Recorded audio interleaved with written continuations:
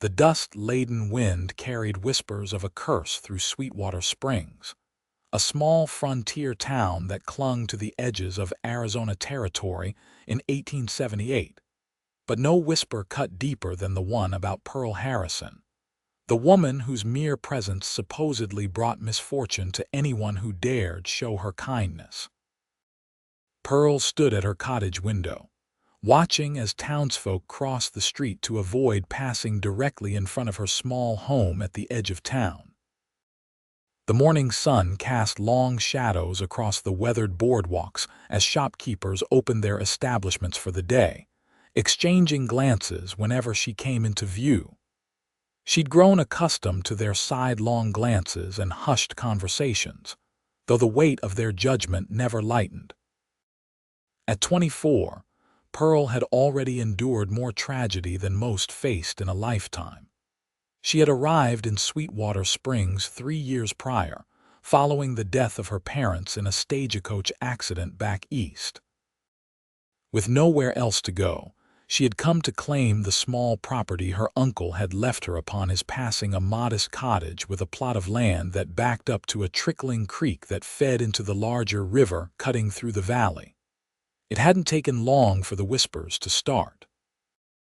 First, it was just curiosity about the quiet, dark-haired newcomer with eyes the color of sage after rain. Then, when drought struck the region months after her arrival, followed by a fire that consumed half the livery, the whispers transformed into something darker. When 3 consecutive shopkeepers who had hired Pearl fell ill within weeks of employing her, the whispers became outright accusations. Cursed, they called her. Bad luck follows that Harrison woman like vultures trail dying cattle. Pearl sighed and turned from the window, reaching for the worn leather-bound journal on her small writing desk. The cottage interior was simple but clean, with hand-sewn curtains and a collection of carefully tended plants that thrived despite the arid climate. Her fingers brushed over a pressed wildflower between the journal's pages, a reminder that beauty could be preserved even when its season had passed. She had learned to make do with limited social interaction. The general store owner, Mrs. Bailey, was one of the few who would still sell to her directly, though always with a protective charm clutched in her apron pocket. Dr. Thompson would treat her when necessary, though his hands trembled slightly whenever he examined her. Most others in town preferred to pretend she didn't exist at all. Just another day, Pearl whispered to herself, securing her chestnut hair in a practical bun before gathering her market basket. She needed supplies, and Tuesday mornings were generally quieter at the general store. As she stepped outside, Pearl noticed a commotion near the center of town, a gathering of travelers, horses, and wagons that hadn't been there the previous day. A cattle drive must have arrived overnight. She hesitated, considering postponing her errands, but decided against it. New visitors meant curious eyes, but they would be too busy with their own affairs to pay her much mind. Miles away, trail dust coated the weathered face of Kieran Ellis as he guided his horse over the ridge that overlooked Sweetwater Springs. At 32, his frame was lean but strong, shaped by years of hard work and constant movement. Dark blonde hair fell across his forehead beneath his wide-brimmed hat, and his eyes, a striking blue that seemed to absorb the vastness of the western sky, narrowed against the morning glare as he surveyed the town below. "There she is, boys," he called over his shoulder to the small group of men behind him. "Sweetwater Springs. Should be able to restock our supplies and maybe enjoy a day or two of proper beds before heading north." Tom Wilkins, the youngest of the group at barely 20, rode up beside him. "You know this place, Ellis," Kieran nodded, a hint of something unreadable crossing his features. "Passed through about 5 years back. Quiet town, decent enough folk." He didn't elaborate on the real reason he remembered Sweetwater Springs, a promise made to a dying man on a cattle drive gone wrong, a promise he intended to keep now that he had the means to do so. "Well, I'm looking forward to a bath and a drink that doesn't taste like trail dust," remarked Samuel, the oldest of their small crew of 5. Kieran chuckled, nudging his horse forward. "Let's hope they've still got that little saloon. The owner brewed a decent whiskey, if I recall." The men descended into town, the clatter of hooves drawing curious glances from locals already going about their morning business. Kieran noticed how the town had grown. New buildings lined the main street, and the general store had expanded. Progress had reached Sweetwater Springs in the years since his last visit. They stabled their horses at the livery, arranged for rooms at the boarding house, and agreed to meet later at the saloon after tending to individual errands. Kieran had business of his own locating the attorney who had handled Jacob Harrison's affairs, and finding the niece who had inherited his property. As he walked down the main street, brushing dust from his clothing and rolling his shoulders to ease the stiffness from days in the saddle, Kieran noticed a curious pattern in the townsfolk's behavior. A woman with dark hair was walking several yards ahead of him, and people seemed to be deliberately creating distance between themselves and her path. His curiosity piqued. He followed at a casual pace, observing as shopkeepers who had been standing outside their establishments suddenly found reasons to step inside as she approached. He watched a mother pull her child closer as the woman passed, making a subtle gesture that Kieran recognized as a superstitious ward against evil. The woman herself moved with a quiet dignity that suggested she was well aware of the treatment but had grown accustomed to it. She entered the general store, and Kieran, intrigued by the town's odd behavior, decided to follow. The store's bell jingled as he pushed open the door.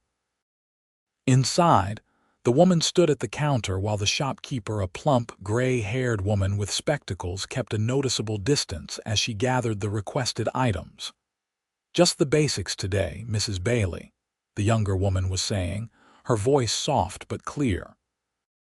"Flour, coffee, some of that laundry soap if you have it." "Of course, Miss Harrison," the shopkeeper replied, her movements efficient but cautious.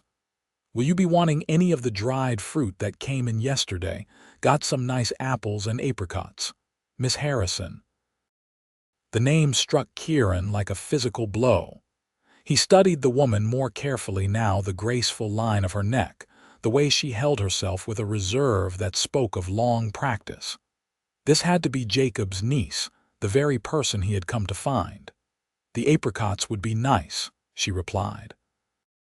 "Just a small amount, please." Mrs. Bailey nodded and reached for a jar on a high shelf. As she stretched, her elbow knocked against a stack of canned goods, sending them tumbling toward the edge of the counter directly above where Pearl stood. Kieran moved without thinking, crossing the space in 3 long strides and pulling Pearl away from the counter, just as the cans crashed down. His arm wrapped protectively around her waist, and for a moment they stood frozen, her back pressed against his chest, both startled by the suddenness of their contact. "Oh my!" Mrs. Bailey exclaimed, her hand flying to her throat. "Miss Harrison, I'm so sorry, I didn't mean," but she wasn't looking at Pearl. Her wide eyes were fixed on Kieran, an expression of alarm spreading across her features. 2 other customers who had been browsing nearby were staring as well, their faces reflecting a mixture of shock and concern.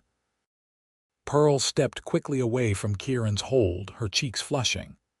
"I'm fine," she assured Mrs. Bailey, then turned to face the stranger. "Thank you, sir. Your reflexes are impressive."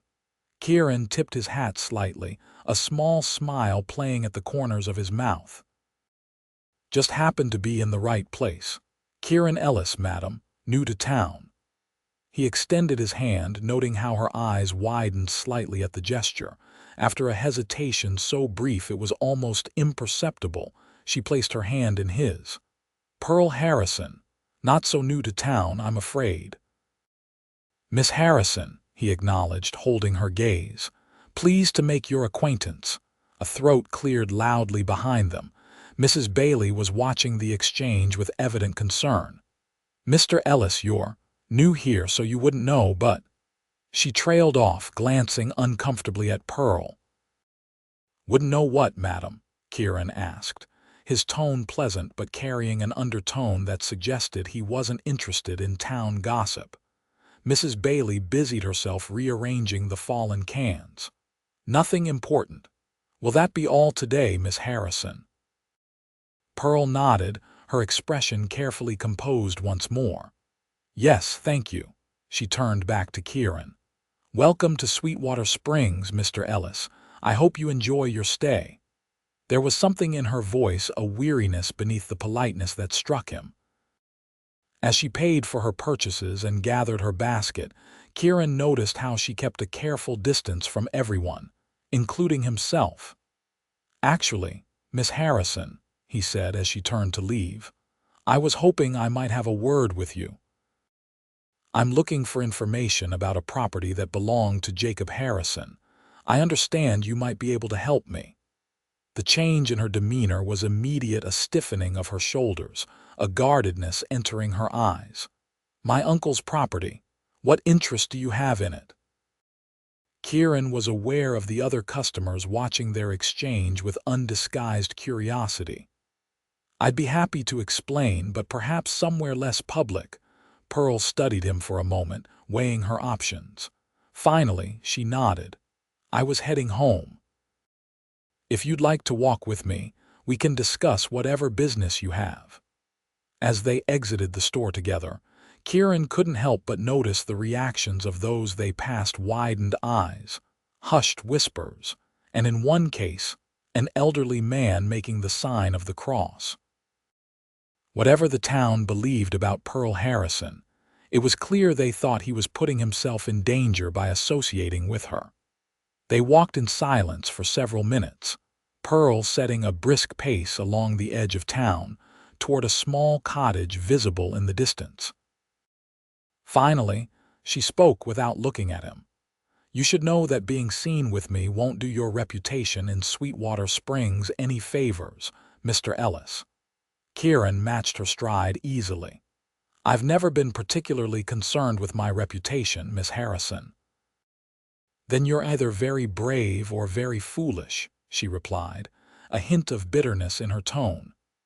"I've been called both," he admitted with a slight smile. "May I ask why the good people of Sweetwater Springs seem to regard you with such caution?" Pearl's lips pressed into a thin line. "They believe I'm cursed, that misfortune follows me and affects those who come too close." "And are you?" Kieran asked, his tone light. "Cursed, that is." She stopped walking and turned to face him fully, her green eyes meeting his directly for the first time. "What do you think, Mr. Ellis?" He held her gaze steadily. "I think superstition is a poor substitute for understanding, Miss Harrison." Something flickered in her expression, surprise, perhaps, or a cautious hope quickly suppressed. She resumed walking. "You mentioned business regarding my uncle's property." Kieran nodded, adjusting his stride to match hers once more. "I knew your uncle. We worked a cattle drive together 5 years ago. Before he died, he asked me to check on his niece if I ever passed through these parts again. That would be you, I presume?" Pearl's steps faltered slightly. "You knew Uncle Jacob?" "I did. He spoke highly of you, said you had your mother's spirit and your father's sense." Kieran watched her face, noting the subtle play of emotions. "He was a good man, saved my life during that drive when a stampede nearly took me with it." They had reached the small cottage now. It was modest but well-maintained, with a garden plot to one side showing careful tending despite the harsh climate. A creek gurgled somewhere behind the property. Pearl set her basket down on the porch step. "Would you like some coffee, Mr. Ellis?" "If you knew my uncle, I'd be interested to hear more. I'd appreciate that, thank you. Inside, the cottage was neat and simply furnished. Kieran noticed a bookshelf filled with volumes more books than he'd expect in a frontier home. Pearl moved with practiced efficiency, preparing coffee over the stove while he took in his surroundings. Your uncle mentioned you were educated back east, Kieran commented, noting a small writing desk with papers and what appeared to be botanical sketches. Pearl glanced at him as she worked. Yes, my parents believed in education for women. I attended a ladies' seminary in Pennsylvania before they died. The drawings are yours, he asked, gesturing toward the desk. A faint blush colored her cheeks. Yes, I document the local flora. It's a way to pass the time. They're very good, he said sincerely. Professional quality. She handed him a cup of coffee and gestured for him to sit at the small table. Taking a seat across from him, she wrapped her hands around her own cup. Tell me about how you knew my uncle. For the next hour, Kieran shared stories of the cattle drive, painting a picture of Jacob Harrison as Kieran had known him: resourceful, kind-hearted, and fond of telling stories about his brilliant niece back east. Pearl listened intently, occasionally asking questions or smiling at particularly characteristic anecdotes. He was proud of you, Kieran concluded. Worried about you being alone, but proud of your independence. Pearl's eyes glistened slightly. I received word of his death just weeks after my parents. He was my only remaining family. I came here because I had nowhere else to go, but... She trailed off, glancing toward the window where the town lay beyond. But Sweetwater Springs hasn't exactly welcomed you with open arms, Kieran finished for her. She sighed.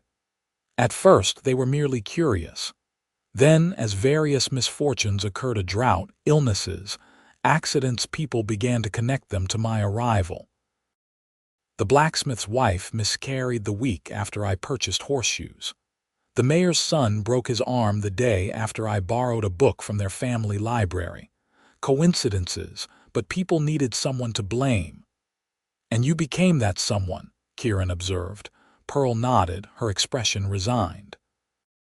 It's human nature, I suppose. We seek patterns, explanations for the inexplicable. That doesn't make it right, Kieran said, his voice hardening slightly. No, she agreed quietly. But I've learned to live with it. I have my home, my garden. I sell botanical drawings to a publisher in Tucson. It's a solitary life, but not without purpose. Kieran studied her face, the quiet dignity, the strength beneath the vulnerability. He could see why the town might find her unsettling, beyond their superstitious fears. Pearl Harrison wasn't like other frontier women. There was an intelligence in her eyes, an independence in her bearing that challenged conventions. Your uncle asked me to do more than just check on you, Kieran admitted finally. He gave me something to hold for you, said to deliver it when the time was right, when I judged you might need it most. Pearl's eyebrows rose. What do you mean? Kieran reached into his inner coat pocket and withdrew a sealed envelope, yellowed with age and travel. I don't know what's inside. He sealed it before handing it to me. Pearl accepted the envelope with slightly trembling fingers, turning it over to see her name written in her uncle's familiar handwriting. She looked up at Kieran. You've carried this for 5 years, he nodded. I was working my way north from Mexico, dealing with some family matters of my own. Only recently have I been able to make my way back to these parts. Pearl carefully broke the seal and unfolded the paper within. As she read, her expression changed from curiosity to shock. She looked up at Kieran, her eyes wide. What is it? He asked. Deeds, she whispered. To land north of here, a significant parcel, according to this, and... She flipped through the papers, records of a bank account in Tucson. My uncle apparently had mining investments that paid dividends. He set up an account in my name. Kieran smiled slightly. Jacob always said he wasn't as poor as he appeared. said the best way to live was for others to underestimate your worth. Pearl shook her head in disbelief. All this time, I've been living so frugally, taking whatever work I could find when people would hire me. She looked at Kieran. Why would he keep this from me? Why not tell me before he died? He mentioned concerns about certain individuals in town having designs on his holdings. Kieran replied carefully. Perhaps he wanted to protect you until you were established here. Or until someone trustworthy could help me navigate it, Pearl added, studying Kieran with new consideration. Someone like you. Kieran shifted slightly in his chair. I made a promise to your uncle. Beyond delivering those papers, I'm at your disposal if you need assistance understanding or claiming what's rightfully yours. Pearl folded the papers carefully and sat in contemplative silence for a moment. This changes things, she said finally. With resources like these, I could leave Sweetwater Springs. Start fresh somewhere people don't cross the street to avoid me. Something tightened in Kieran's chest at her words, an unexpected reluctance to see her leave that surprised him. Is that what you want, to leave? Pearl stood and moved to the window, looking out toward the town. I've thought of little else for the past 2 years, she admitted. But this is my home, the only connection I have left to my family. Running away feels like letting them win. The town, she nodded. Their fear, their superstition. If I leave because of it, I'm confirming every whisper, every sidelong glance. She turned back to him. What would you do, Mr. Ellis? Kieran considered her question seriously. I can't say what I'd do in your position. But I know a person's worth isn't determined by popular opinion. Pearl smiled faintly. A diplomatic answer. An honest one, he countered. I haven't walked in your shoes, Miss Harrison. Their conversation was interrupted by a commotion outside, raised voices approaching the cottage. Pearl tensed, moving away from the window. What now? She murmured, more to herself than to Kieran. Kieran rose and moved to the door, opening it to find a group of 4 men standing at the edge of Pearl's property. One of them, a portly man in a black suit that strained across his midsection, stepped forward when he saw Kieran. You there? Are you the stranger who's been keeping company with the Harrison woman? Kieran stepped fully onto the porch, his posture relaxed but alert. I am, Kieran Ellis. And you are, Mayor Holcomb, the man replied, puffing up importantly. Consider this a friendly warning, Mr. Ellis. That woman is trouble, bad luck follows her like a shadow. 3 good men of this town have fallen ill after working with her. Crops failed the season she arrived. The schoolteacher's daughter nearly drowned the day after Pearl Harrison commented on how well the child swam. Kieran heard the door open behind him as Pearl joined him on the porch. The mayor took an involuntary step backward. Coincidences, Mayor Holcomb, Pearl said calmly. Nothing more. Tell that to Widow Jenkins, whose house burned down after you delivered a basket of herbs. One of the other men called out. Or to my brother whose cattle sickened after you walked near his pasture, added another. Kieran felt a surge of anger at their accusations. Sounds to me like you're looking for simple explanations to complicated problems, he said, his voice carrying across the yard. Last I checked, a person couldn't cause drought or illness by existing. You're new here, Mayor Holcomb said dismissively. You don't understand the pattern we've seen.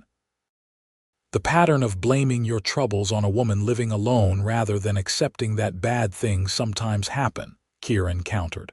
That pattern, the mayor's face reddened. We're not ignorant, superstitious fools, Mr. Ellis.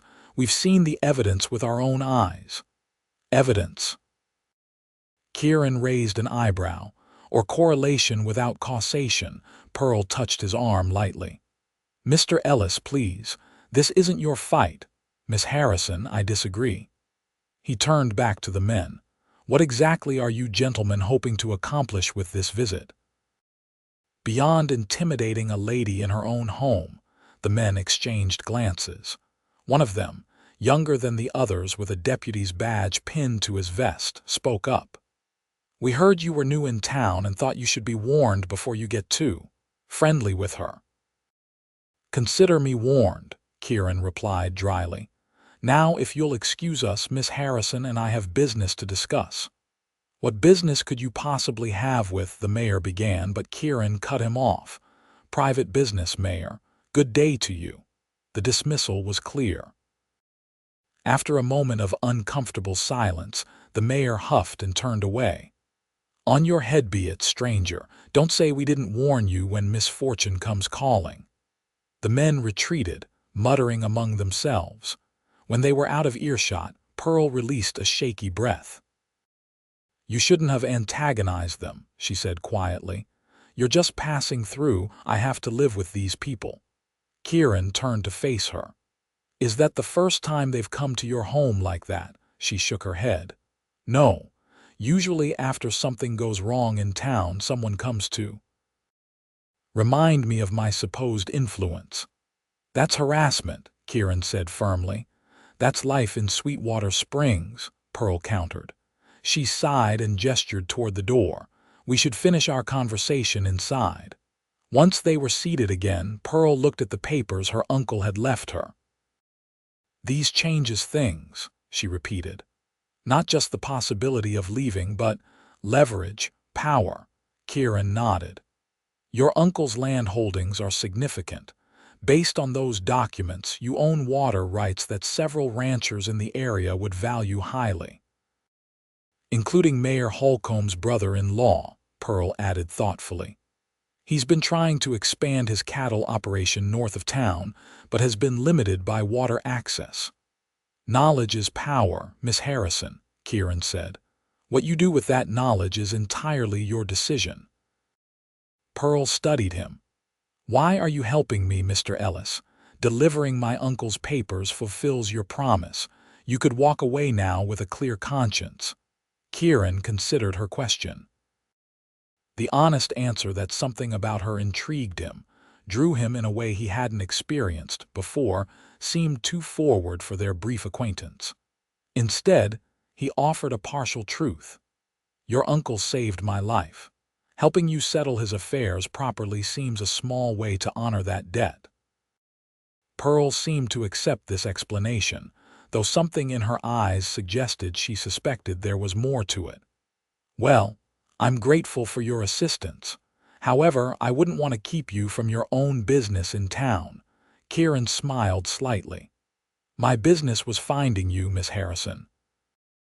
Now that I've done so, my time is my own." He hesitated, then added, "I'd be happy to accompany you to Tucson to verify the bank account if you'd like.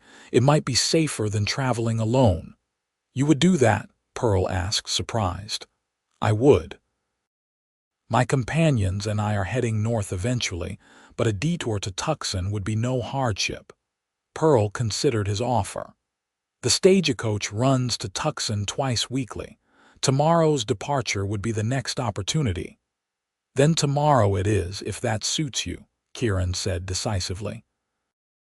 They spent the remainder of the afternoon reviewing the documents Jacob Harrison had left, with Kieran explaining aspects of land rights and water claims that Pearl was unfamiliar with. As the sun began to set, casting long shadows across the small cottage, Kieran realized they had talked for hours. "I should let you rest," he said, rising from his chair. "The stagecoach leaves early, I imagine." Pearl nodded, walking him to the door. 7 o'clock, I'll meet you at the station." "I'll come by to escort you," Kieran insisted. 6:30, she hesitated, then nodded. "Very well." "Thank you, Mr. Ellis." "Kieran," he corrected gently. "After spending the day discussing your financial affairs, I think we can dispense with formalities." A small smile curved her lips. "Kieran, then, and I'm Pearl." "Good night, Pearl," he said, tipping his hat before stepping into the twilight. "Until tomorrow." As he walked back toward town, Kieran reflected on the unexpected turn his journey had taken. He had come to fulfill a promise, to deliver documents and perhaps ensure Jacob Harrison's niece was managing well enough. He hadn't anticipated being drawn to her quiet strength, her intelligence, the dignity with which she faced the town's cruel treatment. The saloon was crowded when he arrived, his companions already settled at a table with drinks in hand. "There he is," Tom called as Kieran approached. "We were starting to think you'd found better company than ours." Kieran smiled non-committally as he took a seat. "Had some business to attend to." "Business, is it?" Samuel chuckled. "The barkeep tells us you were seen escorting the town pariah home from the general store." Kieran's expression cooled. "Miss Harrison is hardly a pariah. She's a lady being unjustly treated by superstitious fools." The men exchanged glances. "Easy, Ellis," Tom said. "We're just repeating what we heard."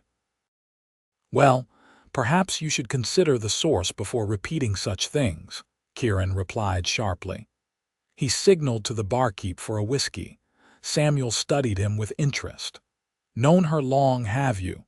Long enough to know she deserves better than what this town gives her." Kieran accepted his drink and took a slow sip, letting the burn distract him from his irritation. "We're not judging," Samuel assured him.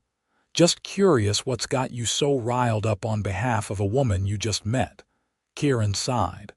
"I knew her uncle. Promised to check on her if I ever pass through these parts. Found out the town's been treating her like she's some kind of witch because they need someone to blame for their misfortunes." "Ah," Samuel nodded knowingly. "A promise to a friend. That explains it." But it didn't explain the way Pearl's smile had made something in Kieran's chest tighten, or how her quiet resilience in the face of cruelty had awakened a protectiveness he hadn't known he possessed. He kept these thoughts to himself, however, turning the conversation to their plans for the cattle they would purchase further north. Later that night, as he lay in his rented room at the boarding house, Kieran found himself thinking of Pearl alone in her cottage at the edge of town, surrounded by people who feared her for no reason beyond their own ignorance. Tomorrow they would travel to Tucson together, and he found himself looking forward to it with an eagerness that surprised him. Morning arrived with the soft golden light particular to desert dawns. Kieran rose early, shaved carefully, and dressed in his cleanest shirt before heading to the livery to arrange for his horse to be cared for during his absence. By 6:15, he was walking the path to Pearl's cottage, noting how the town was just beginning to stir around him. He found Pearl already waiting on her porch, a small traveling bag at her feet. She wore a simple traveling dress of deep blue, her hair neatly arranged beneath a practical bonnet. She looked up as he approached, a smile of greeting warming her features. "You're prompt," she observed. "A habit my father instilled," he replied, taking her bag. "Ready for our adventure," Pearl nodded, though he noticed a tension in her shoulders. "As ready as I'll ever be. It's been some time since I left Sweetwater Springs." They walked toward town together, Pearl setting a brisk pace that suggested she was eager to reach the stagecoach before too many townsfolk were about. However, even at this early hour, several people were already opening shops or sweeping boardwalks. Each one paused to stare as Pearl and Kieran passed. At the general store, Mrs. Bailey was arranging a display in the window. She looked up as they approached, her expression shifting from surprise to concern when she spotted Pearl's traveling bag. "Good morning, Mrs. Bailey," Pearl called politely. The woman nodded hesitantly. "Morning, Miss Harrison. Are you traveling somewhere? Just to Tucson on some business. I should return tomorrow or the day after." Mrs. Bailey's gaze darted to Kieran, then back to Pearl. "I see. Safe journey then." They continued toward the stagecoach office at the far end of town. As they walked, Kieran noticed more people watching them, whispering among themselves. The town's gossip mill would be working overtime by noon. The stagecoach was being prepared when they arrived, the driver checking harnesses, while two other passengers waited nearby, a well-dressed older gentleman who appeared to be a businessman of some sort, and a middle-aged woman clutching a carpet bag. The station manager looked up from his ledger as they entered. His eyebrows rose at the sight of Pearl. "Miss Harrison, didn't expect to see you traveling." "A ticket to Tucson, please," she said, her voice steady despite the man's obvious surprise. "Round trip." "Make that two," Kieran added, stepping forward. The man's gaze shifted between them, curiosity evident in his expression. "That'll be $8 each for the round trip. Stage returns day after tomorrow at noon." As Pearl reached for her reticule, Kieran placed his hand gently on her arm. "Allow me," he said quietly. "That's not necessary," she protested. "Consider it a business expense," he replied with a slight smile. "We can settle accounts later if you insist." After a moment's hesitation, Pearl nodded.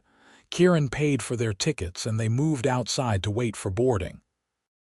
The other passengers kept a noticeable distance, the woman clutching her bag a little tighter when Pearl stood nearby. "Ignore them," Kieran murmured. "They don't know you." Pearl's lips curved in a sad smile. "They think they do. That's the problem." Before Kieran could respond, a commotion from down the street caught their attention. Mayor Holcomb was approaching rapidly, accompanied by the young deputy from the previous day and another man Kieran hadn't seen before. "Miss Harrison," the mayor called as he drew near. "A word before you depart, if you please." Pearl tensed beside Kieran. "What can I do for you, Mayor?" The man stopped a few feet away, breathing heavily from his hurried approach. "It has come to my attention that you're traveling to Tucson with this gentleman." He gestured toward Kieran with barely concealed disdain. "That's correct," Pearl replied calmly. "I have business to attend to." "What kind of business?" the mayor pressed. Kieran stepped forward slightly. "I believe that's Miss Harrison's private affair, Mayor." The third man, whom Kieran now noticed wore an expensive suit and a gold watch chain, spoke up. "When it involves property that might affect the town's interests, it becomes public concern." Pearl's eyes narrowed. "Mr. Covington, I wasn't aware you spoke for the town council now."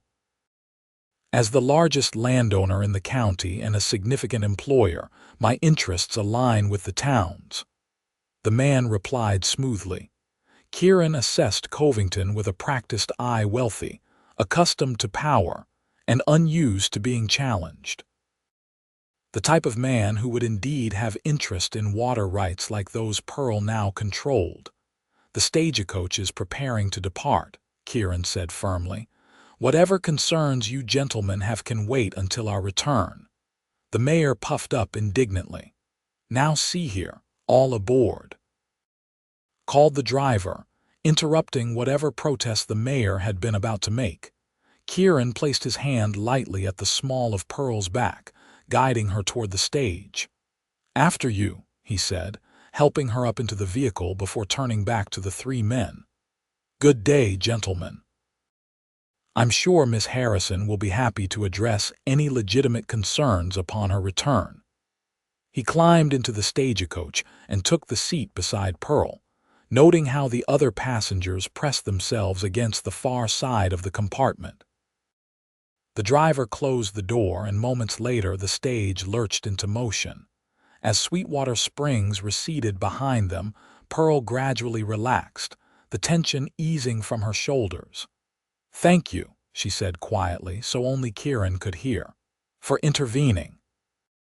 Holcomb and his friend seemed rather invested in your travel plans," Kieran observed. Pearl nodded slightly. "Mr. Covington has been trying to purchase my uncle's property for years. First from Uncle Jacob, then from me after I inherited. He owns most of the land surrounding mine and doesn't appreciate the holdout. And now that you know the true extent of your holdings, his interest makes even more sense," Kieran mused. Yes, Pearl agreed. The water rights alone would be valuable to his cattle operation. They fell into comfortable conversation as the stagecoach made its way south toward Tucson, discussing everything from Pearl's botanical studies to Kieran's experiences driving cattle across the territories. The other passengers gradually relaxed as the journey progressed, though they maintained a cautious distance. By midday, they had stopped at a way station to change horses and allow passengers to stretch their legs and take refreshment. Kieran helped Pearl down from the coach, noting the stiffness in her movements after hours of travel over rough roads. "Are you all right?" he asked as they walked toward the small building that served as a rest stop. Pearl nodded, "Just unaccustomed to long journeys. It's been some time since I traveled any significant distance." Inside, they found a simple meal laid out for travelers: beans, cornbread, and coffee. They sat at a small table away from the other passengers, who still seemed determined to maintain their distance. "They'll be talking about this in Sweetwater Springs for weeks," Pearl remarked, watching as the businesswoman whispered something to their fellow traveler. The cursed woman and her mysterious companion fleeing town. Kieran smiled slightly. "Let them talk. Perhaps a little mystery will do them good." Pearl studied him over her coffee cup.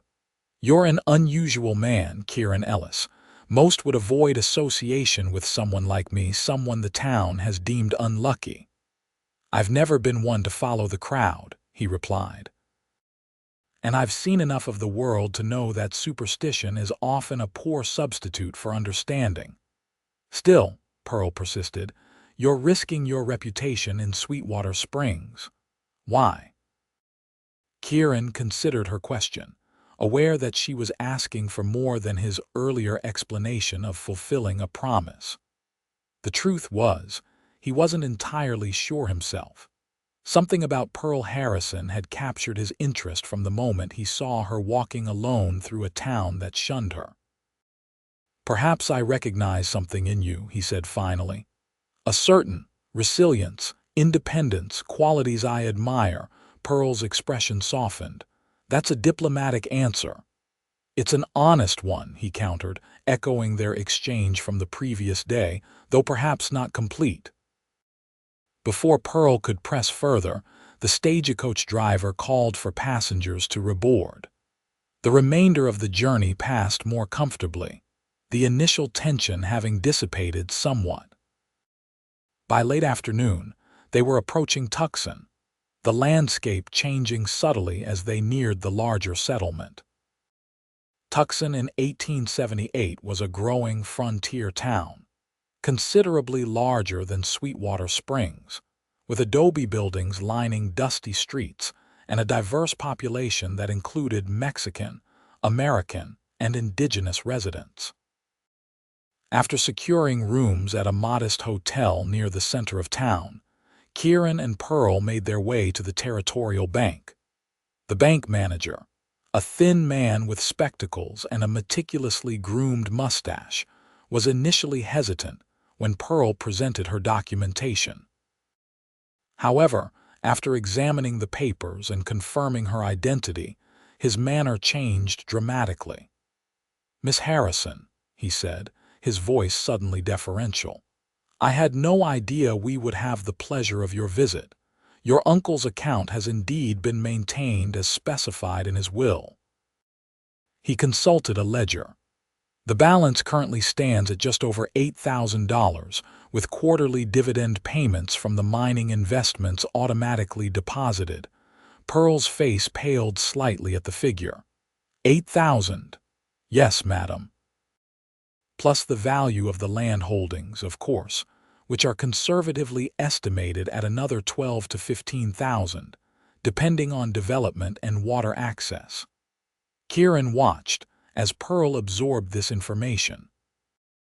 The sum was substantial enough to provide comfortable independence for years, even without the additional income from the mining investments. "I'd like to withdraw $200 today," Pearl said after a moment. and I'd appreciate information on how I might access funds in the future without traveling to Tucson each time.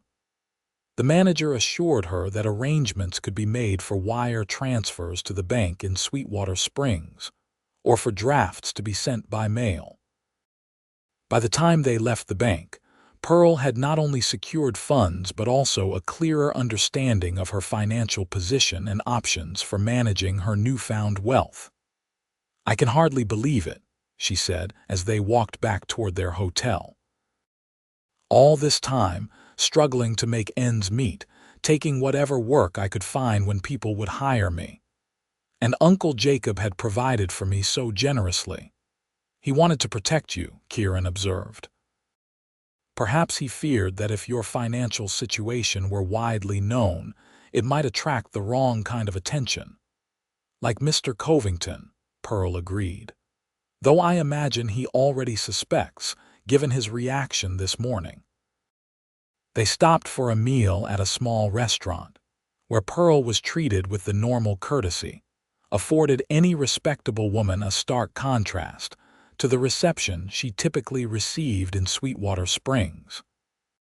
Kieran noticed how she gradually relaxed in this environment, speaking more freely and even laughing at his occasional attempts at humor. "It's nice," she said as they lingered over coffee, "to be treated as ordinary." Kieran studied her across the table, the way the lamplight caught the auburn highlights in her dark hair, how her eyes crinkled slightly at the corners when she smiled. "There's nothing ordinary about you, Pearl Harrison." A blush colored her cheeks at his words.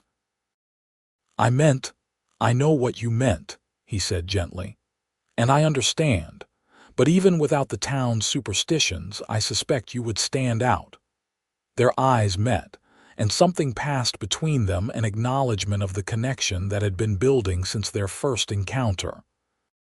Pearl was the first to look away, a small smile playing at her lips. "It's getting late," she said. "We should return to the hotel. Tomorrow will be busy if we're to conclude our business and catch the afternoon stage." As they walked back through the streets of Tucson, Kieran found himself reluctant for the evening to end. Their arms occasionally brushed as they navigated around other pedestrians, each casual contact sending a surprising warmth through him.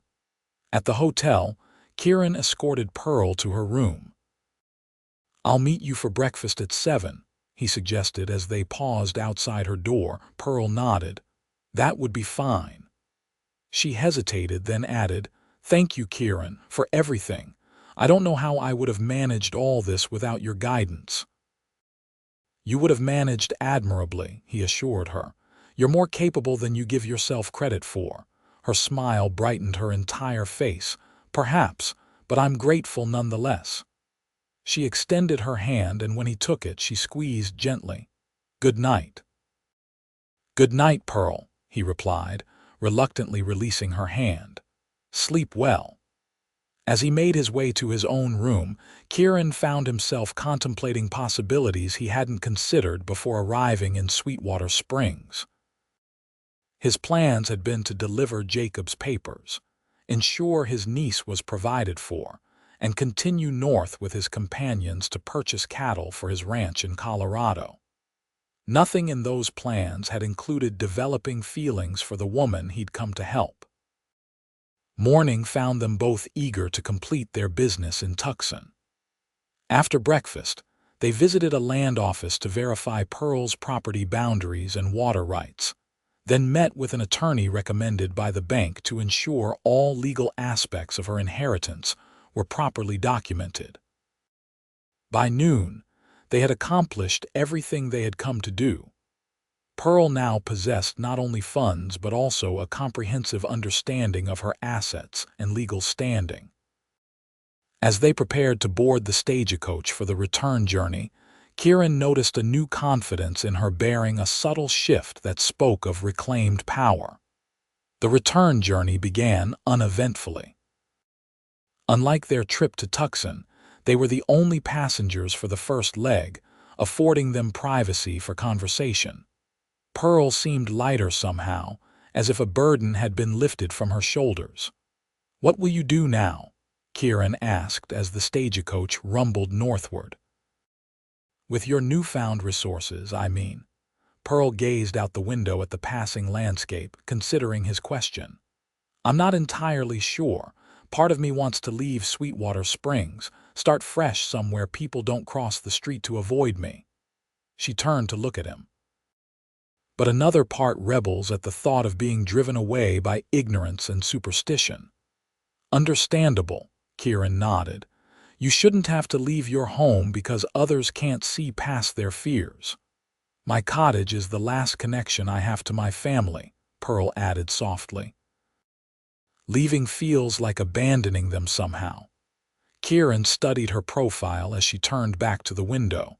"There might be a middle path," he suggested. "One that doesn't require abandoning your home but allows you to live more fully." "What do you mean?" "With your resources, you could travel periodically, pursue your botanical studies in different regions, perhaps submit your drawings to scientific journals or publishers." He smiled slightly. "You could be the feared witch of Sweetwater Springs who mysteriously disappears for weeks at a time, returning with exotic plants and strange knowledge." Pearl laughed, a genuine, unguarded sound that Kieran found himself wanting to hear again. "That would certainly fuel the gossip mill." "Let them talk," Kieran said. "Their opinions matter only as much as you allow them to." Pearl's expression grew thoughtful. "What about you? What happens after you return me safely to Sweetwater Springs?" The question hung between them, weighted with unspoken possibilities. Kieran had been considering this very thing since the previous evening. "My original plan was to rejoin my companions and continue north to purchase cattle for my ranch in Colorado," he said slowly. "You have a ranch?" Pearl asked, surprised. Kieran nodded. "A modest spread near Colorado Springs. Nothing grand, but good land with reliable water. I've been working toward it for years, driving other men's cattle, saving my earnings, learning the business from the ground up." "It sounds wonderful," Pearl said sincerely. "It could be," Kieran agreed, holding her gaze. "With the right partnership." The implication of his words registered in Pearl's expression, surprise followed by something softer, more vulnerable. "Kieran," the stagecoach hit a particularly deep rut, jolting them both and interrupting whatever Pearl had been about to say. By the time they had settled again, the moment had passed. Though something had shifted between them, an acknowledgement of possibilities neither had voiced directly. They arrived at the way station as the sun was beginning to set. Unlike their journey to Tucson, they would need to stay overnight before continuing to Sweetwater Springs the following morning. The station was simple but clean, offering basic meals and sleeping quarters for travelers. After a plain but satisfying supper, Pearl and Kieran found themselves sitting on the station's small porch, watching as darkness settled over the desert landscape. Stars appeared one by one, brilliantly clear in the absence of competing light. "It's beautiful," Pearl observed, gazing upward. "So vast it makes our human concerns seem insignificant." Kieran followed her gaze. "My father used to say that stars are God's way of reminding us that darkness is never complete." Pearl smiled at that. "I like that thought." She was silent for a moment, then added, "My parents were amateur astronomers. They taught me the constellations when I was young." She pointed upward. "There's Cygnus the Swan, and there Lyra." "You're full of surprises, Pearl Harrison," Kieran said, admiring the way starlight illuminated her profile. She turned to look at him. "Is that good or bad?" "Decidedly good," he assured her. "I find I want to know more with each revelation." Their eyes held, and Kieran felt an almost physical pull toward her. He leaned slightly closer, watching as Pearl's gaze dropped briefly to his lips before returning to his eyes. The moment stretched between them, possibility hovering like a tangible thing. Then the station door opened behind them, the proprietor stepping out to announce that rooms were prepared for the night. The interruption broke the spell, and Pearl rose quickly, a flush visible on her cheeks even in the dim light. "We should rest," she said, her voice slightly unsteady. "Tomorrow will be challenging." Kieran stood as well, acknowledging the truth in her words. Returning to Sweetwater Springs meant returning to the reality of the town's treatment of Pearl, a stark contrast to the relative freedom they had experienced in Tucson. "Pearl," he said quietly as she turned to go inside, "whatever happens tomorrow, remember that you're not alone anymore." She paused, looking back at him with an expression that made his breath catch. "Thank you," she whispered before disappearing inside. Kieran remained on the porch for some time after she left, contemplating the unexpected turn his life had taken. In just a few days, Pearl Harrison had become important to him in ways he hadn't anticipated. The prospect of leaving her to the mercies of Sweetwater Springs after completing their business was increasingly unpalatable. By morning, Kieran had made a decision. Over breakfast, he broached the subject that had occupied his thoughts through the night. "I've been thinking," he began as they sat across from each other at the way station's small table, "about what happens when we return to Sweetwater Springs." Pearl looked up from her coffee. "Oh, I'd like to stay," Kieran said simply, "for a while at least. To help you settle your affairs and ensure the town understands your new position." Pearl studied him, her expression unreadable. "That's very kind, but you have your own business to attend to. Your cattle drive north your ranch." "My companions can handle the cattle purchase," Kieran replied. "Samuel has done it before and knows what I'm looking for. As for the ranch," he hesitated, then decided on honesty, "it will still be there when I'm ready to return." "Why would you do this?" Pearl asked, her voice soft but direct. "Is it still about your promise to my uncle?" Kieran met her gaze steadily. "No, it's about you." The simple statement hung between them, its implications clear. Pearl's cheeks colored slightly, but she didn't look away. "Kieran," she began, then paused, seeming to search for words. "We've known each other only days." "Yes," he acknowledged. "And in those days, I've come to admire your strength, your intelligence, your dignity in the face of cruelty. I'm not proposing marriage, Pearl, though I won't pretend the thought hasn't crossed my mind." He smiled slightly at her widened eyes. "I'm simply saying I'd like the chance to know you better without rushing north because of prior plans that can be adjusted." Pearl was silent for a long moment, considering his words. Finally, she said, "People will talk." "People already talk," he countered. "Let them. What matters is what's true, not what's whispered." A small smile curved her lips. "You make it sound so simple." "It can be," Kieran said, "if we choose it to be." The stagecoach driver's call for passengers prevented further discussion.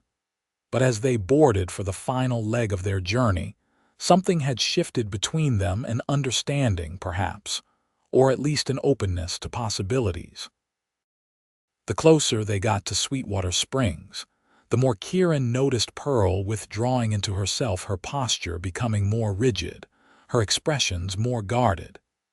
It was as if she were donning armor in preparation for battle. "It will be different this time," he said quietly as the town came into view in the distance. Pearl glanced at him. "Will it? They've believed me cursed for 3 years. That won't change overnight." "No," Kieran agreed, "but you've changed. You know your worth now, not just financially, but as a person deserving of respect." She smiled faintly. "And I have a champion, it seems." "You do," he confirmed, reaching across to cover her gloved hand with his own. "Whether you want one or not." Their arrival in Sweetwater Springs created quite a stir. As the stagecoach pulled into town, Kieran noticed people pausing in their activities to watch. By the time they disembarked in front of the station, a small crowd had gathered, including Mayor Holcomb and Mr. Covington. "Miss Harrison," the mayor called as Kieran helped Pearl down from the coach. "I trust your business in Tucson was productive?" "Very much so, Mayor," Pearl replied coolly. "Thank you for your concern." Covington stepped forward, his expression calculating. "Perhaps now would be a good time to revisit our discussion about your property, Miss Harrison. I have a very generous offer that I'm sure you'll want to consider, especially given your situation in our community." Kieran felt Pearl stiffen beside him but noted how she lifted her chin slightly, meeting Covington's gaze directly. "Mr. Covington, I appreciate your interest," she said, her voice carrying clearly to the onlookers. "However, after reviewing my uncle's affairs in Tucson, I've decided not to sell any portion of my holdings at this time." Murmurs rippled through the gathered crowd. Covington's face darkened slightly. "That's disappointing to hear. I was under the impression you might be eager to move on from Sweetwater Springs, given certain difficulties." "You mean given how the town has treated her based on superstitious nonsense?" Kieran interjected, his tone pleasant but his eyes hard. "Mr. Ellis," the mayor began warningly, "you're a visitor here and don't understand our community's experiences." "I understand bullying when I see it," Kieran replied evenly. "And I understand that Miss Harrison owns water rights that would be extremely valuable to certain parties." He glanced meaningfully at Covington. "Interesting how those same parties have been content to let rumors about curses persist. Makes property negotiations more favorable when the seller is isolated and desperate, doesn't it?" Covington's face flushed with anger. "How dare you imply—" "I'm not implying anything," Kieran cut him off. "Just making an observation about curious coincidences. Seems Sweetwater Springs has had quite a few of those where Miss Harrison is concerned." Pearl placed a gentle hand on Kieran's arm. "Mr. Ellis and I have had a long journey," she addressed the crowd. "If you'll excuse us." As they moved to leave, a woman's voice called out from the gathering. "Is it true what they're saying, Miss Harrison, that you've come into a fortune?" Pearl paused, glancing at Kieran before responding. "My uncle made prudent investments that have indeed proven valuable. I'm grateful for his foresight." This revelation caused another ripple of whispers. Kieran noticed how several townspeople were reassessing Pearl, their expressions shifting from suspicion to something closer to calculation. "Well then," Mayor Holcomb said, his tone suddenly more conciliatory, "perhaps the town council should arrange a proper welcome for you as one of our more prosperous citizens. A dinner, perhaps." The transparent shift in attitude might have been amusing if it weren't so nakedly opportunistic. Pearl, however, responded with perfect composure. "That's very kind, Mayor. I'll consider it. For now, though, I'd like to return home and rest." Kieran offered his arm, which Pearl accepted, and they made their way through the crowd.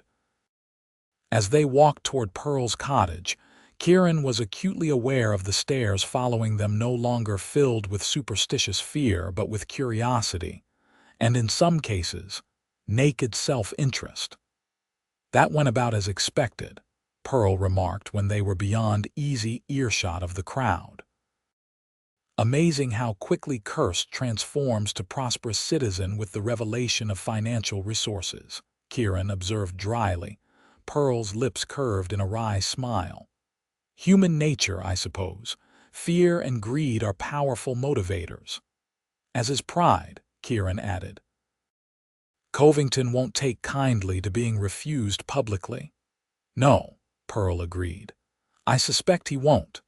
They reached her cottage as the afternoon sun was beginning to lengthen shadows across the yard. Kieran carried Pearl's traveling bag onto the porch while she unlocked the door. "Would you like to come in?" she asked, hesitating at the threshold. "I could make coffee," Kieran smiled. "I'd like that, But first I should check in with my companions, let them know I've returned, and discuss changed plans. Pearl nodded, understanding his meaning. Of course. Perhaps dinner then. Around 6. I'll be here, he promised. As Kieran walked back toward town, his mind was filled with thoughts of Pearl, her quiet strength, her intelligence, the way her eyes sparked when she was amused or challenged. He had known her less than a week, yet already she occupied a place in his thoughts that no woman had before. His companions were gathered at the saloon, predictably, when Kieran found them. They greeted him with good-natured ribbing about his absence. The prodigal returns. Samuel called as Kieran approached their table. We were beginning to think you'd run off with the cursed lady. Kieran's expression must have reflected his displeasure at the term, for Samuel immediately raised his hands in a placating gesture. Just repeating what we've heard, Ellis. No offense meant. None taken, Kieran replied, taking a seat. But I'd appreciate if you'd refrain from using that particular term. Miss Harrison has been unjustly maligned by this town. The men exchanged glances. You sound mighty protective of a woman you just met, Tom observed. Maybe I am, Kieran acknowledged, which brings me to something I need to discuss with you all. He explained his decision to remain in Sweetwater Springs temporarily, asking Samuel to take charge of the cattle purchase they had planned. The older man listened thoughtfully, then nodded. Can't say I'm surprised, Samuel said. Saw the way you looked at her when you helped her onto that stagecoach, like a man who's found something he wasn't expecting. Kieran couldn't deny it. I'll catch up with you when I can. Might be a few weeks, might be longer. Or might be never, Tom suggested with a knowing grin. Seen it happen before. Man meets woman, plans change. Kieran shook his head, though he couldn't entirely dismiss the possibility. We'll see. For now, I'm just staying to help her settle some business matters. Sure you are, Samuel chuckled. Well, we'll handle the cattle drive. You handle your business matters.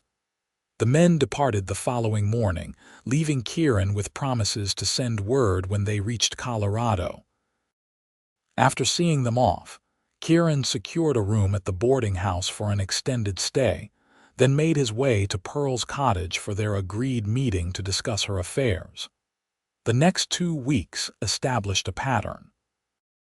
Kieran would arrive at Pearl's cottage in the morning, and they would review her holdings, discuss strategies for managing her newfound wealth, and plan improvements to her property.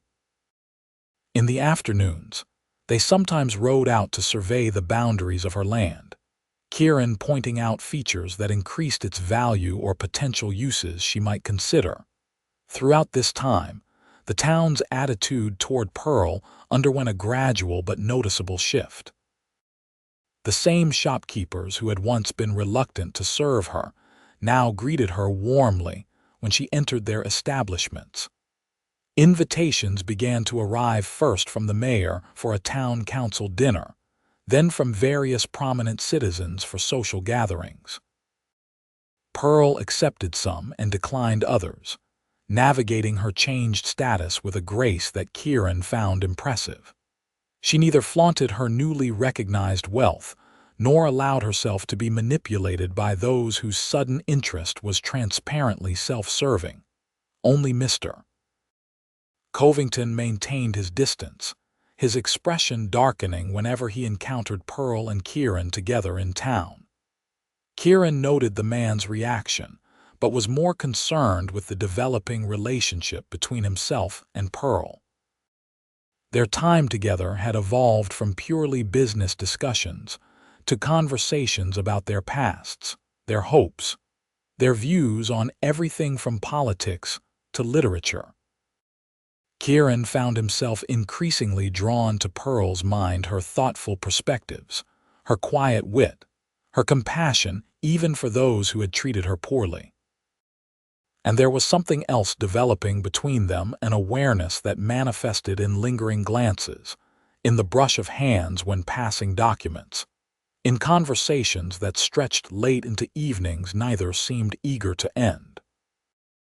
On a particularly fine afternoon about 3 weeks after their return from Tucson, they rode out to a section of Pearl's property that featured a small plateau overlooking the valley. The view was spectacular, rolling hills giving way to mountains in the distance, the town of Sweetwater Springs appearing small and orderly from their elevated vantage point. "It's beautiful," Pearl said as they dismounted to rest the horses. "I had no idea this was part of my land." Kieran spread a blanket on a patch of level ground and they sat side by side, looking out over the landscape. "Your uncle chose well," he observed. "This land has everything: water, good grazing, timber on the north slopes, and views like this." Pearl nodded, drawing her knees up and wrapping her arms around them. "What would you do with it, if it were yours?" Kieran considered the question seriously. "I'd build here," he said finally.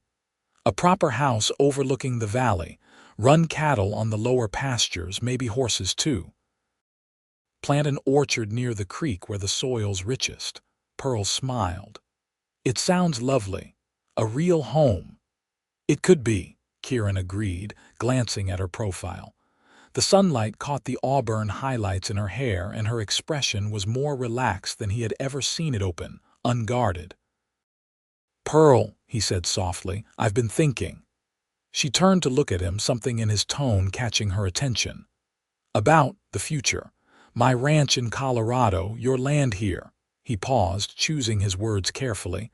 "About how well they might complement each other." Pearl's eyes widened slightly as she understood his meaning. "Kieran, I know it's soon," he continued. "We've known each other barely a month, but I've never been more certain of anything than I am of my feelings for you." A flush rose in Pearl's cheeks, but she didn't look away. "What exactly are those feelings?" Kieran smiled. "I believe I'm falling in love with you, Pearl Harrison. Actually, I'm fairly certain I've already fallen." The admission hung between them, honest and unadorned.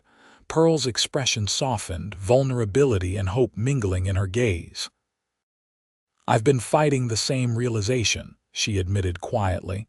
"It seems impossible, too fast, too unlikely. The cursed woman and the stranger who defended her."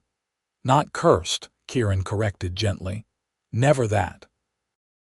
Just a woman who frightened people because she was different, independent, educated, unwilling to conform to narrow expectations." Pearl smiled. "You see me too clearly." "I see you as you are," he replied, "and I love what I see." He reached for her hand, and she allowed him to take it, their fingers intertwining naturally. For a long moment they sat in companionable silence, watching as clouds cast moving shadows across the valley below. "What happens now?" Pearl asked finally. Kieran squeezed her hand gently. "That depends on you. I've made my feelings clear, but I won't rush you or pressure you. We have time." Pearl turned toward him, her free hand reaching up to touch his face, a gesture so unexpected and tender that Kieran felt his breath catch. "Kiss me," she whispered. "Please."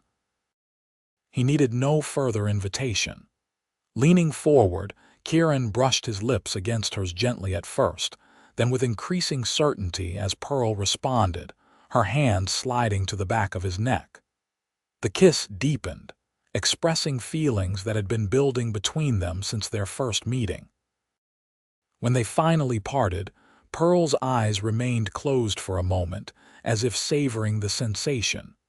When she opened them, the emotion Kieran saw there matched his own. "I think," she said softly, "that answers the question of what happens now." Kieran smiled, tucking a strand of hair behind her ear. "It's a start." They returned to town as the sun was beginning to set, both aware that something fundamental had changed between them. As they rode side by side, Kieran found himself planning not just for tomorrow or next week, but for a future that now seemed bright with possibility. The following days brought both progress and challenges. Pearl began implementing improvements to her property, hiring workers to repair fencing, ordering lumber for a new barn, consulting with an agricultural expert about optimal use of her land. Kieran supported these efforts, offering advice based on his ranching experience and standing firmly beside Pearl when dealing with contractors who might otherwise have attempted to take advantage of a woman managing property alone. Not everyone in town was pleased with these developments, however. Mr. Covington, in particular, seemed increasingly agitated by Pearl's refusal to sell her water rights. His offers had grown more aggressive, and when those were politely declined, his manner had turned threatening. "You should be careful," he warned after encountering Pearl and Kieran outside the land office one afternoon. "Business ventures can be risky. Accidents happen, especially to those who don't understand the realities of territorial politics." Kieran had stepped forward, his expression hardening. "Is that a threat, Covington?" The man had smiled thinly. "Merely an observation, Ellis. Miss Harrison would do well to consider all aspects of her situation before making irrevocable decisions." The encounter left them both uneasy, though neither was willing to be intimidated. That evening, as they sat on Pearl's porch watching the sunset, Kieran broached a subject he had been considering since their moment on the plateau. "I was thinking," he began, his tone deliberately casual, "about building." Pearl glanced at him. "On your ranch in Colorado." "Actually, I was thinking about that plateau on your property, the one with the view." Pearl's eyes widened slightly. "You want to build here, in Sweetwater Springs?" Kieran nodded. "With your permission, of course, it's your land." "But your ranch can be managed by capable hands until we decide where we want to make our permanent home," Kieran said. "I'm not suggesting abandoning it, just expanding our options." Pearl was quiet for a moment, considering his words. "When you say we..." Kieran took her hand, his expression serious. "I love you, Pearl. I want a future with you. Whether that's here in Colorado or somewhere else entirely is less important to me than the fact that we're together." Pearl's eyes glistened with unshed tears. "Kieran Ellis, are you proposing to me?" He smiled, reaching into his pocket and withdrawing a small velvet pouch. "I am. Though I had planned something more romantic than your front porch." Pearl laughed softly. "I can't imagine anything more perfect." Kieran opened the pouch and tipped a ring into his palm, a delicate gold band set with a small emerald. "I chose it because it reminded me of your eyes," he explained. "Green like sage after rain." Pearl's breath caught at the phrase, the same observation he had made about her when they first met. "You remembered that?" "I remember everything about you," Kieran said simply. He held the ring between them. "Pearl Harrison, will you marry me? Be my partner, my equal, my love for the rest of our days?" Tears spilled onto Pearl's cheeks as she nodded. "Yes," she whispered. "Yes, I will." Kieran slipped the ring onto her finger, then drew her into a kiss that sealed their promise to each other. When they parted, Pearl rested her forehead against his. "What will people say?" she murmured. "The cursed woman and the stranger who didn't know better," Kieran smiled. "They'll say I'm the luckiest man in the territory, and if they don't, I'll correct them." The news of their engagement spread quickly through Sweetwater Springs, eliciting reactions that ranged from genuine congratulations to thinly veiled surprise. Mayor Holcomb, ever the politician, declared that a celebration was in order to honor one of our most distinguished citizens and her fortunate fiancé. Pearl accepted the mayor's proposal for a town gathering with gracious amusement. "It seems I've gone from pariah to distinguished citizen in the span of a month," she remarked to Kieran as they prepared for the event. "All it took was the revelation of financial resources and a respectable marriage prospect." "And people say money can't buy happiness," Kieran replied dryly. adjusting his tie in the mirror. He had purchased a new suit for the occasion, a concession to propriety that amused Pearl greatly. "You clean up nicely, Mr. Ellis," she observed, smoothing his lapel. She herself wore a new dress of deep green silk that complemented her coloring beautifully. "As do you, future Mrs. Ellis," he replied, capturing her hand and pressing a kiss to her palm. "Though I maintain you're beautiful in anything." The town hall had been decorated for the occasion, with lanterns hanging from the rafters and tables laden with food and drink. It seemed most of Sweetwater Springs had turned out for the event, curious to see the woman they had shunned now being celebrated. As Pearl and Kieran entered, a hush fell over the gathering, followed by a smattering of applause led enthusiastically by the mayor. Kieran felt Pearl tense slightly beside him and placed a reassuring hand at the small of her back. "Smile," he murmured. "We're celebrating our engagement, not attending an execution." Pearl stifled a laugh, relaxing against his touch.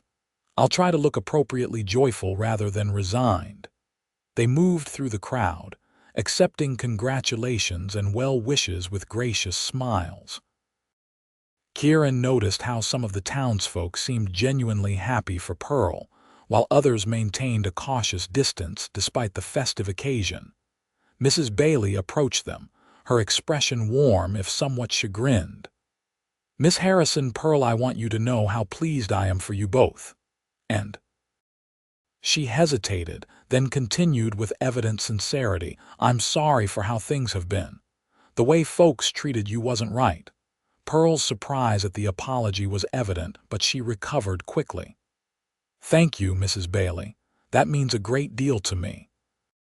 Similar sentiments were expressed by others throughout the evening, suggesting that at least some in Sweetwater Springs were reconsidering their treatment of Pearl. Whether motivated by genuine remorse, or by the desire to be on good terms with a newly recognized wealthy citizen, was impossible to determine, but the shift was noticeable nonetheless. Conspicuously absent from the gathering was Mr. Covington. Kieran noted his absence with mixed feelings: relief that they wouldn't have to endure his barely concealed hostility, but concern about what his non-attendance might signify. As the evening progressed, the mayor called for attention and raised his glass in a toast. "To Miss Harrison and Mr. Ellis. May your union bring prosperity to yourselves and to Sweetwater Springs." Glasses were raised amid a chorus of agreement. Kieran noticed Pearl's slight grimace at the mention of prosperity, a reminder that for many, her value was still measured in financial terms rather than personal qualities. When the toast concluded, Mayor Holcomb approached them directly. "A wonderful occasion," he declared. "Have you set a date for the happy event?" "We're thinking 2 weeks from Saturday," Kieran replied. "A small ceremony at Pearl's property." The mayor's eyebrows rose. "So soon and so modest. Surely, as prominent citizens, you'd want something more befitting your status." Pearl smiled politely. "We prefer simplicity, Mayor. And yes, soon. Kieran has business interests in Colorado that will eventually require his attention." "I see," the mayor nodded, though his expression suggested disappointment at the prospect of a less grand affair than he had envisioned. "Well, if you change your minds about a larger celebration, the town would be honored to assist." As the mayor moved away, Kieran leaned close to Pearl's ear. Translated, "Please give us an opportunity to publicly associate ourselves with your wealth and connections." Pearl stifled a laugh behind her hand. "You're terrible." "Accurate," he corrected with a grin, "but I'll behave if you insist." The remainder of the evening passed pleasantly enough, though both were relieved when they could reasonably take their leave. Walking back to Pearl's cottage under a star-filled sky, they discussed plans for their wedding and the building project Kieran hoped to begin soon after. "Nothing elaborate to start," he explained. Just a solid foundation and frame before winter. We can finish the interior over the cold months and be ready to move in by spring." Pearl squeezed his arm affectionately. "It sounds perfect, a fresh start for both of us." The days leading up to their wedding were filled with preparations not just for the ceremony itself, but for their shared future. Kieran arranged for building materials to be delivered to the plateau site and hired reliable workers recommended by friends in town. Pearl began organizing her cottage, deciding what would move to their new home and what could be sold or given away. They also made a brief trip to Tucson to formalize their financial arrangements, establishing joint accounts and ensuring Pearl's assets were properly protected. Kieran insisted on a marriage contract that explicitly preserved Pearl's ownership of her property and independent access to her funds, an arrangement unusual for the time but important to him. "Your uncle wanted you to be secure and independent," he explained when Pearl questioned the necessity. "I won't undermine that, even through marriage." The gesture only deepened Pearl's love for him, this man who valued her autonomy as much as her affection. 2 days before their wedding, as they were reviewing final arrangements with the minister who would perform the ceremony, an urgent knock came at Pearl's door. Opening it, they found Tom Wilkins, one of Kieran's companions who had continued north weeks earlier. "Tom," Kieran exclaimed, surprised. "What brings you back to Sweetwater Springs?" The young man's expression was grave. "Trouble, Ellis. Samuel sent me to warn you." They ushered Tom inside, where he explained that while in Denver, Samuel had encountered a former associate of Covington's who had been drinking heavily and bragging about a plan to solve the water rights problem in Sweetwater Springs permanently. "He was talking about sabotage," Tom said seriously. "Destroying property may be worse. Samuel thought you should know right away." Kieran's expression hardened. "Did he mention specifics? Timing?" Tom shook his head. "Just that it would happen before the wedding makes everything legal." Those were his exact words. Pearl paled slightly. "That's less than 2 days from now." Kieran paced the small room, considering their options. "We need to alert the sheriff, and we'll need to watch your property, especially the water access points." "I can help," Tom offered. "Rode hard to get here ahead of whatever they're planning." Kieran nodded gratefully. "We'll need it. Let's talk to the sheriff first, then figure out how to protect the property." The sheriff of Sweetwater Springs, a weathered man named Jenkins who had always been neutral in his treatment of Pearl, listened to their concerns with appropriate gravity. "Covington's a powerful man in these parts," he warned. "I can't arrest him on hearsay about what some drunk said in Denver." "We're not asking for an arrest," Kieran clarified. "Just increased vigilance, and perhaps a word to Covington that his activities are being monitored." Sheriff Jenkins agreed to this much, though his expression suggested limited optimism about its effectiveness. "I'll do what I can," he promised. "But you folks should take precautions of your own." That night, Kieran and Tom took turns keeping watch over Pearl's property, particularly the creek that served as the primary water source. Kieran had insisted that Pearl stay with Mrs.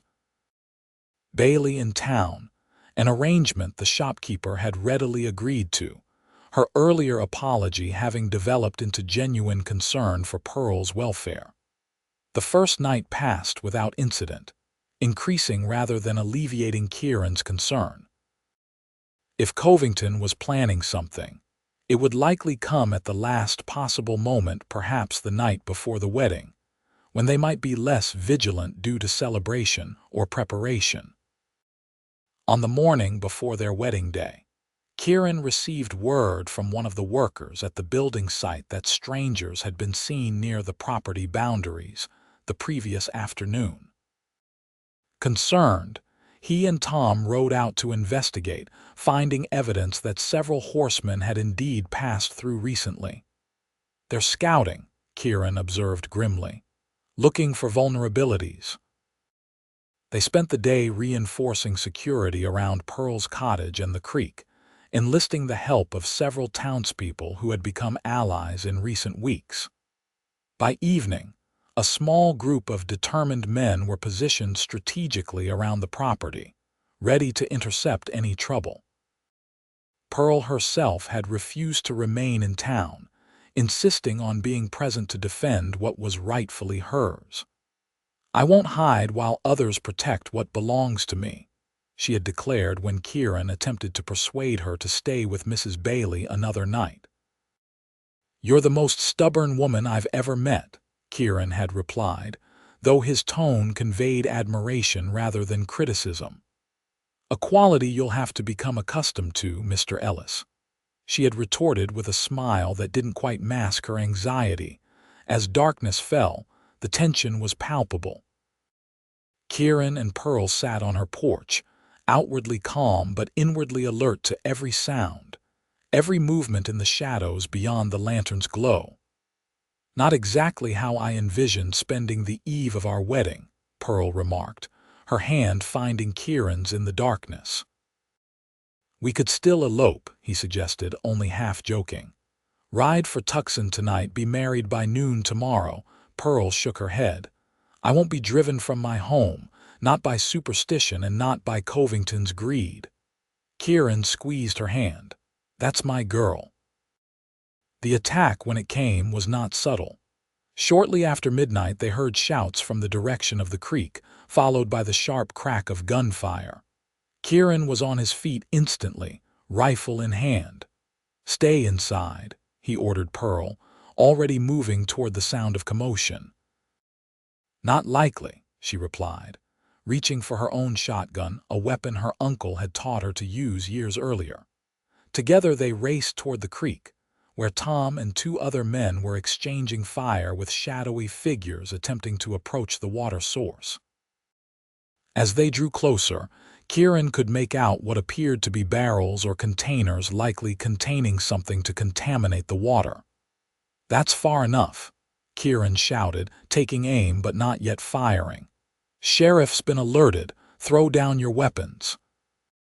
The response was a bullet that whistled past his ear, embedding itself in a tree trunk behind him. Pearl gasped, and Kieran pushed her behind him, returning fire in the direction the shot had come from. The ensuing exchange was brief but intense. Kieran and their allies had the advantage of prepared positions and knowledge of the terrain. Within minutes, two of the attackers were wounded, and the others were retreating into the darkness. "Let them go," Kieran called to Tom, who looked ready to pursue. "Sheriff can track them from here." As the sounds of the retreating horsemen faded, Kieran turned his attention to the containers they had abandoned.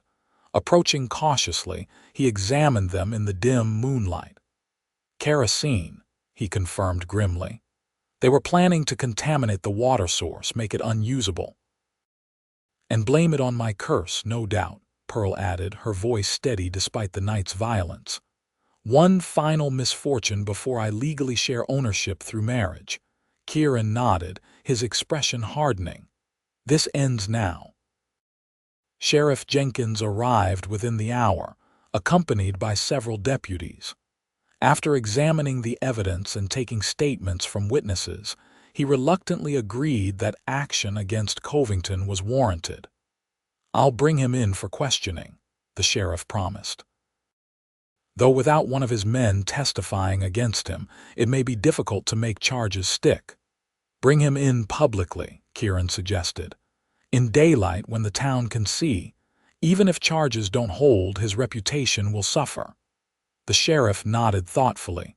"First thing tomorrow." "Or I suppose it's already tomorrow." He glanced at the lightening eastern sky. "You folks have a wedding to prepare for, if I recall correctly." Pearl smiled tiredly. "Yes, though I might need an extra cup of coffee to make it through the ceremony after tonight's excitement." The sheriff and his men departed with the evidence and a promise to handle Covington appropriately. "Kieran," Pearl and their allies spent the remaining pre-dawn hours securing the property and tending to minor injuries sustained during the confrontation.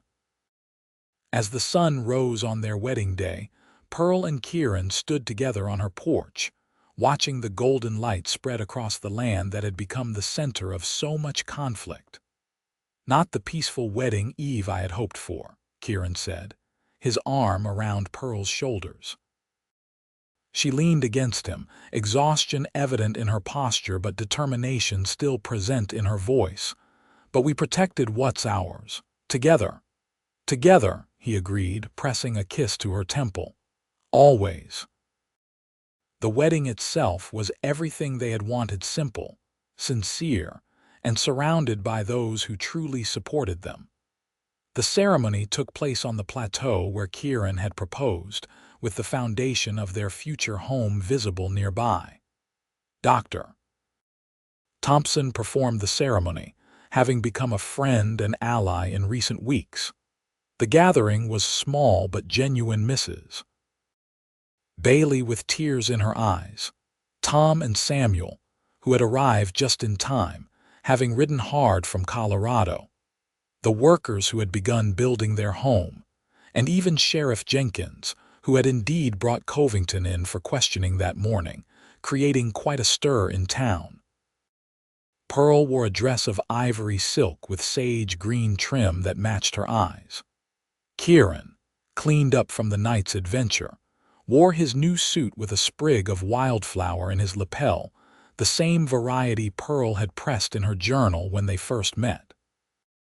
Their vows were simple but heartfelt, promises of partnership and respect as much as love and fidelity.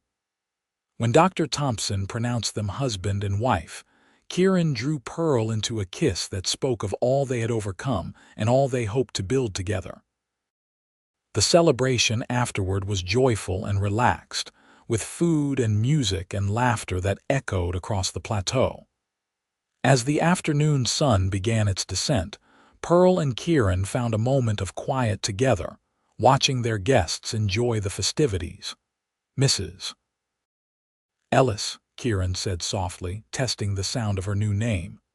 "How does it feel?" Pearl smiled, leaning against his shoulder. "Wonderful, though I might keep Harrison for my botanical publications. Pearl Harrison Ellis has a certain scholarly ring to it," Kieran laughed. "Whatever you prefer. As long as you're my wife, the details are negotiable." Pearl turned to face him fully, her expression suddenly serious. "Thank you," she said simply. "For what?" "For seeing me. Not the curse, not the inheritance, just me." Her eyes glistened slightly. "Do you know how rare that is?" Kieran brushed a strand of hair from her face. "I should be thanking you. For trusting me, for believing in possibilities when you had every reason to be skeptical." "We make a good team," Pearl observed, glancing toward the foundation of their future home. "Builder and botanist."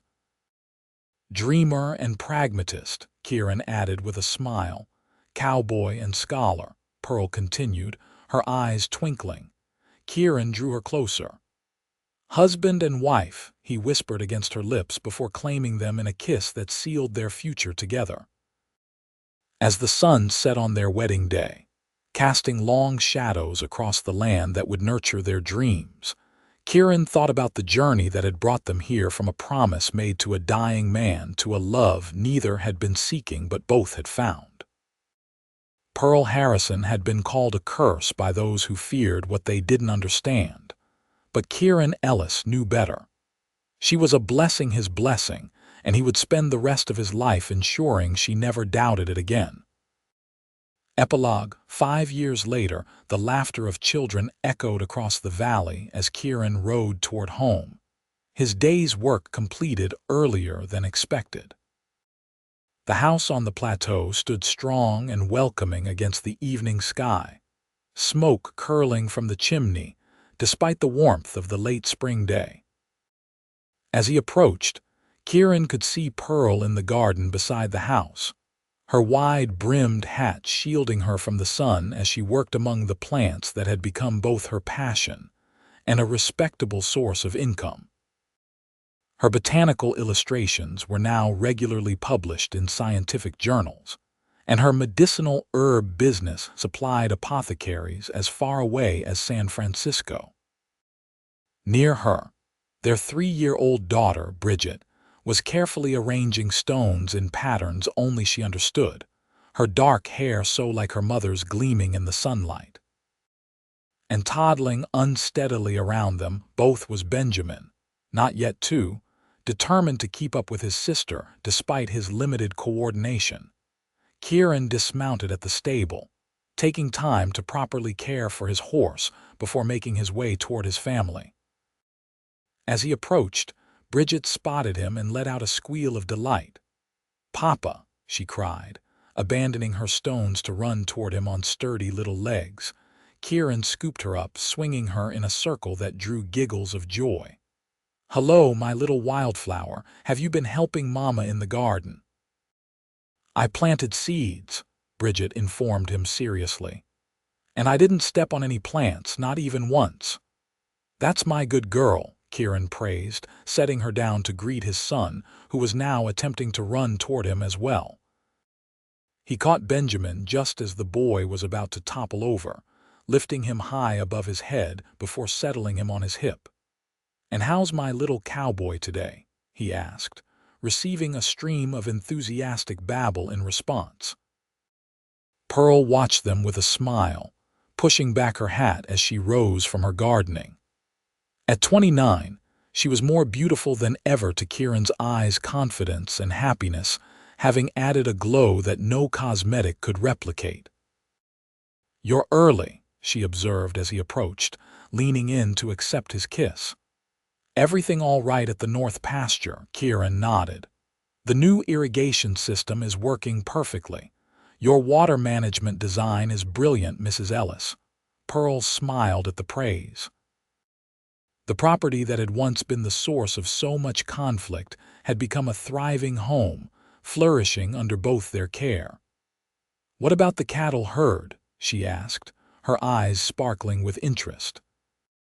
"They're doing well," Kieran assured her, glancing at their daughter, who was recreating one of her garden patterns with a pile of stones. "But I was hoping we could schedule some time at the creek this weekend. It would be nice for all of us to enjoy some family time." Pearl's smile widened. "That sounds perfect. The kids deserve to splash about, and I could use a break from the garden." As Kieran watched his family, his heart swelled with gratitude for the journey they had taken together. From the rumors that once plagued Pearl to the life they had built, every challenge made their bond stronger. He had long learned that blessing could come in unexpected forms, and he wouldn't trade this life for anything.